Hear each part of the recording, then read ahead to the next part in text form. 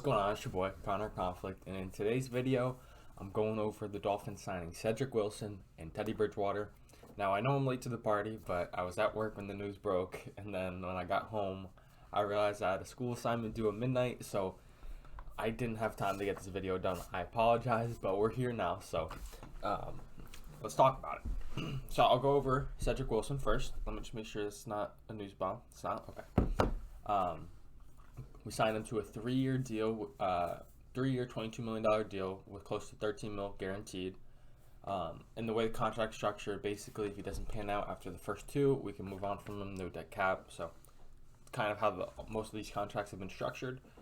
I'm a big fan of the signing, right? You consider that price tag is what, like 7.3 per year when you look at what some of the other receivers are making. Now, granted, Cedrick Wilson's not a top receiver, but he showed a very, very dynamic skill set this past year in Dallas and really stepped up when injured players got hurt. And I think there's still a lot of meat on the bone. There's still a lot that he can. There's still a lot of upside, is what I mean. Like, his career's trending upwards. He stayed on the field, so no clear injury. He's a slot receiver. Good speed, good quickness, and he's got a pretty solid frame too. 6'2", 200 pounds. Reminds me a lot of what the Dolphins did when we signed Albert Wilson. Now, I know you guys have an idea of Albert Wilson now, but when we first signed him, it was from Kansas City. He showed a few big plays, but like he didn't have numbers to back it up, and it wasn't consistent with that. And we were all excited, and it was a cheap deal. He got to Miami. We used him pretty dynamically, and he did very well. Injuries slowed his career down, and that's kind of what hurt it. But the initial deal was really good, and you got a really dynamic player, and I kind of think that's what we did. Like, we got a guy that you throw in the slot. He's still pretty shifty for his size, but his size, he can still body people out. He's fast. Like, you look at, I mean, I don't like looking at highlights, but just from the highlights, like, I remember watching him last season, but when you see his highlights, like the guy runs away from people. So he's got very solid size, and like I said, I still think there's a lot of meat on the bone. So that's what gets me excited. So for that, I gave this signing a 9.6 out of 10. That's the highest grade I've given out so far. But I like signing high upside guys to pretty cheap deals and see what you get in that. And there's not a lot of risk tied to it either. So big fan of that signing. So now I'm going to go on to Teddy Bridgewater. He got a 1-year deal with 6.5 fully guaranteed, and he can get more money with incentives. Now,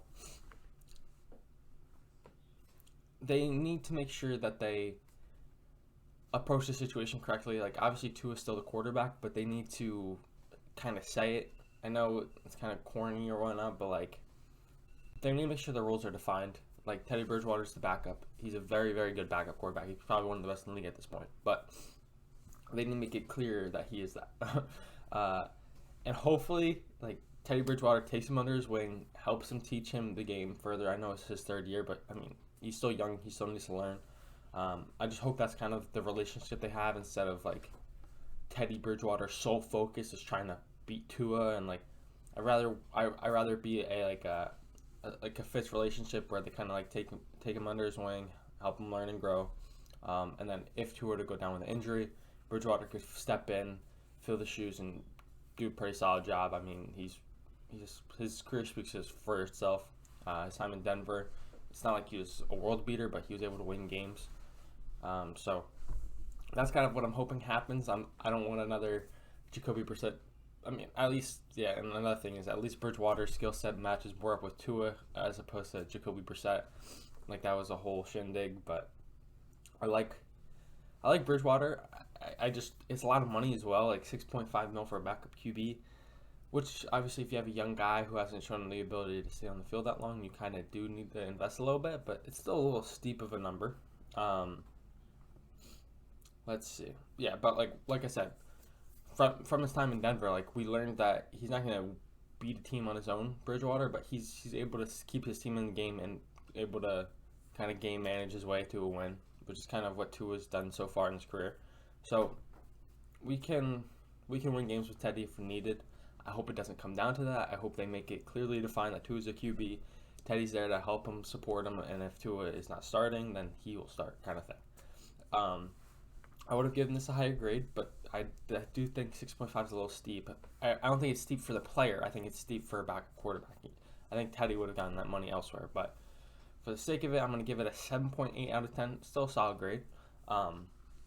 But that Cedrick Wilson deal, that gets me a little excited. And if you look at how the Dolphins are structuring contracts, there's something big coming. So don't you worry. I know some Dolphins fans are starting to panic. Don't you panic. Comment down below. What do you guys think about the signings?